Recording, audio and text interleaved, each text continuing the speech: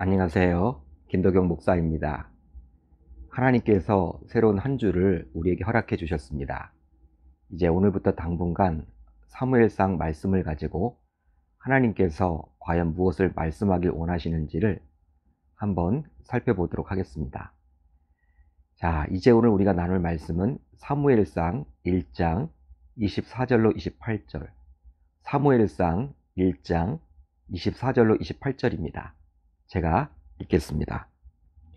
젖을 뗀 후에 그를 데리고 올라갈새 수소 3마리와 밀가루 1에바와 포도주 1가죽 부대를 가지고 실로 여호와의 집에 나아갔는데 아이가 어리더라. 그들이 수소를 잡고 아이를 데리고 엘리에게 가서 한나가 이르되 내 주여 당신의 사심으로 맹세하나이다. 나는 여기서 내 주 당신 곁에 서서 여호와께 기도하던 여자라. 이 아이를 위하여 내가 기도하였더니 내가 구하여 기도한 바를 여호와께서 내게 허락하신지라. 그러므로 나도 그를 여호와께 드리되 그의 평생을 여호와께 드리나이다 하고 그가 거기서 여호와께 경배하니라. 아멘. 하나님의 말씀입니다. 오늘은 이 말씀을 통해서 내 자녀가 아니라 하나님의 자녀입니다. 내 자녀가 아니라 하나님의 자녀입니다. 이러한 제목으로 은혜를 나누겠습니다. 저와 여러분들은 현재 5월 가정의 달을 보내고 있습니다. 하나님께서 직접 세우신 조직이 있다면 바로 가정과 교회인데요. 그런데 가정은 교회보다도 하나님께서 먼저 친히 세우셨습니다. 자, 그렇다면 가정의 중심은 누구여야 할까요? 바로 가정은 부부 중심으로 움직여야 합니다. 창세기 2장을 보게 되면 아담이 독초하는 것을 좋지 않게 보았던 하나님께서는 이제 여자를 주셔서 돕는 배필이 되도록 해주셨고 그 결과 가정이 생겨나게 되었기 때문이죠. 하지만 요새 우리네 가정을 보게 되면 가정의 중심이 부부가 아니라 자녀임을 알 수 있습니다. 아니, 불신 가정은 그렇다고 해도 하나님을 믿는 신자의 가정도 역시나 자녀가 가정의 중심인 경우가 허다하죠.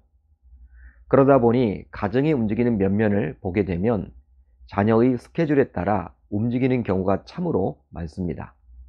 여러분, 이처럼 가정이 자녀 중심으로 움직이게 된 것은 바로 부모로서 자녀에 대한 기대가 과한 나머지 결과적으로 자녀가 우상이 되었기 때문인데요.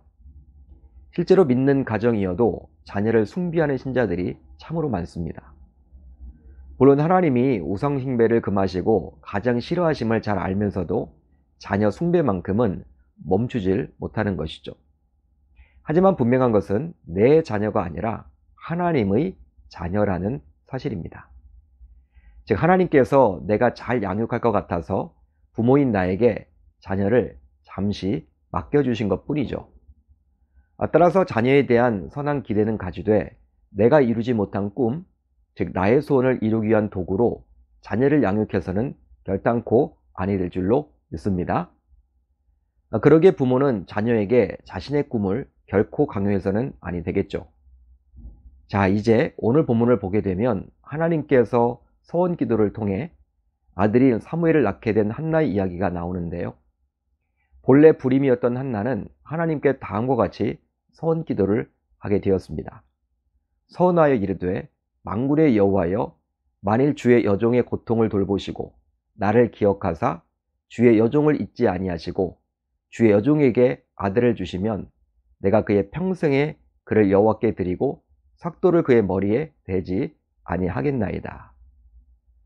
아들을 주시면 그 아들을 구별된 나실인으로 삼겠다라는 서원을 한나는 했습니다. 결과적으로 하나님께서는 한나의 이 기도를 들으사 불임이었던 한나는 이제 결국 임신을 하게 되었고 결과적으로 사무엘을 낳게 되었습니다. 여러분, 불임이었던 한나였기에 사무엘을 낳았을 때 얼마나 기뻐했을까요? 얼마나 기쁨이 있었을까요? 더욱이 아들이 없는 이유만으로 적수였던 분인나가 얼마나 자신을 핍박했었습니까? 그러기에 한나의 입장에서는 사무엘을 조금이라도 더 오랫동안 옆에 두고 싶었겠죠. 바로 눈에 넣어도 아프지 않을 아들이기 때문입니다. 그런데 오늘 말씀을 보게 되면 한나는 젖을 뗀 이후 사무엘을 성소에 데려가서 하나님과 했던 약속을 지키고자 나실인으로 바치게 됩니다. 그 내용이 바로 24절에 나오는데요. 젖을 뗀 후에 그를 데리고 올라갈새 수소 3마리와 밀가루 1예바와 포도주 1가죽부대를 가지고 실로 여호와의 집에 나아갔는데 아이가 어리더라. 요즘은 아이의 젖을 돌이 되기 전에 떼는 경우가 참 많은데요. 왜냐하면 젖을 뗀 이후에도 각종 영양가가 있는 이유식과 분유가 질비하기 때문이죠. 하지만 불과 몇십 년 전만 하더라도 일부이기는 하지만 4살까지 엄마 젖을 먹었다라는 이야기도 심심치 않게 듣기도 했습니다. 그런데 오늘 말씀의 배경은 바로 사사시대의 후기였죠. 바로 보통 성경적으로 마지막 사사가 사무엘이기에 사무엘이 어린 시기였기에 사사시대의 후대라고 볼 수 있겠죠. 따라서 지금으로부터 수천 년 전 고대사회라고 감히 말할 수 있습니다. 그 당시에는 보통 4살에서 5살까지는 엄마 젖을 먹었다고 하는데요. 따라서 한나는 4살에서 5살 정도밖에 되지 않은 사무엘을 성수에 데려간 것으로 보입니다. 그러다 보니 성경 저자는 아이가 어리더라 라고 기록을 해주고 있죠. 아이가 어리다. 이것은 바로 성수에서 부모와 떨어져서 홀로 지내기에는 아직 어리다라는 표현입니다. 자, 그렇다면 왜 한나는 젖을 떼자마자 즉 아직 어린 나이에 사무엘을 성수에 데려다 주었을까요? 바로 자신이 더 오랫동안 사무엘을 그리다 보면 이제 정이 들어서 영영 자신에게서 사무엘을 떨어뜨리기가 어렵다라고 보았기 때문입니다. 실제로 젖을 뗀 이후인 4살 정도의 아이는 얼마나 사랑스럽습니까? 그때가 가장 이쁘죠. 귀엽죠. 즉 말귀도 어느 정도 알아듣기도 하고 서로 대화도 가능해지기에 정말 귀엽다고 할 수 있습니다. 사랑스럽죠. 그런데 한나는 일부러 사무엘을 그 이른 시기에 자신에게서 떨어뜨려서 성수에 둠으로 나실인으로 기도를 했습니다. 바로 자신이 조금이라도 더 오랫동안 곁에 두게 되면 나중에 떨어뜨리기가 더 어렵게 될 수도 있기 때문인데요. 따라서 그만큼 한나는 하나님과 있던 약속인 서원을 책임감을 가지고 지키려고 했음을 알 수 있습니다. 실제로 서원을 이행하기에 아이의 나이가 아직 어리다라고 성경은 말해주고 있지만 한나는 실행에 옮김으로 하나님과의 약속은 반드시 지키려 했다라고 볼 수도 있겠죠. 그렇습니다. 한나는 자신의 소중한 아들인 사무엘의 소유권이 자신이 아닌 하나님께 있음을 인정했습니다. 그러게 정말 소중하지만 아들 사무엘이 젖을 떼자마자 하나님의 성소에 데려갈 수 있었던 것이죠. 그리고 자신과 떨어져 지내면서 나실인의 수업을 받도록 했습니다. 만약 한나가 자신이 낳은 아들 사무엘의 소유권이 자신에게 있다고 여겼다면 어떻게 젖을 떼자마자 그 어린 사무엘을 성소에 데려갈 수 있겠습니까? 아마도 절대로 하지 못하겠죠. 하지만 한나는 사무엘을 보면서 자신이 배 아파서 낳았지만 사무엘은 바로 하나님이 주셨기에 자신이 낳을 수 있었다라고 여겼던 것입니다.